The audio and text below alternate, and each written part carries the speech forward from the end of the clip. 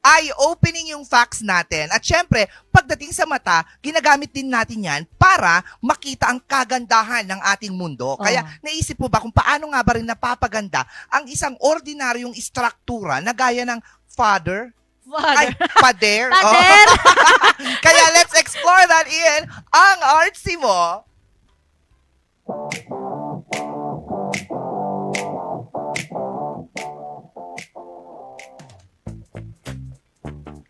Graffiti, sa mata ng iba, vandalism. Sa iba naman, sining. Pero saan nga ba talaga nagsimula ang graffiti? At paano ito naging simbolo ng kultura, protesta, at pagkakakilanlan? Akala ng iba, modern art lang ang graffiti. Pero surprise, thousands of years na to, besh. May graffiti sa Egypt, sa Greece, at sa Rome during ancient times pa. Love notes, pangalan, political jokes, lahat yan sinulat sa pader gamit ang bato o uling. Literal na sinaunang wall post ba? Graffiti was always used to speak where voices were silenced. At hindi lang yun noong 1970s sa New York, graffiti came back stronger.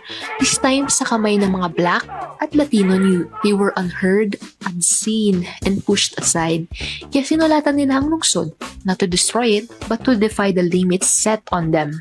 Fast forward to now, graffiti evolved, pero may kaakaibat na siyang kapatid. Ang tawag, street art. Magkamukha sila pero magkaiba yan ng lengguwahe, besha.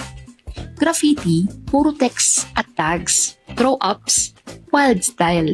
Pag sinabing street art, mas visual to. So, ibig sabihin, characters, stencils, murals. Pero parehong nasa labas, parehong public, parehong boses ng masa. Noon, graffiti was all about presence. Uy, ito yung pangalan ko ha. Andito ako. Mas raw, mabilis, risky. Isang hamon sa sistema. Ngayon, mas complex na. May commentary on politics, gender, and climate. So, from illegal, naging legal na siya. From silence to celebrated.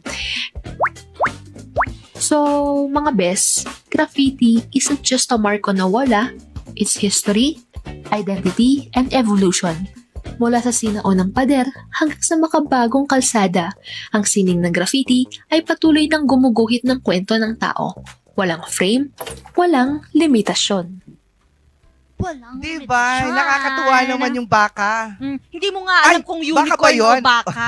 Unicow daw. Unikaw.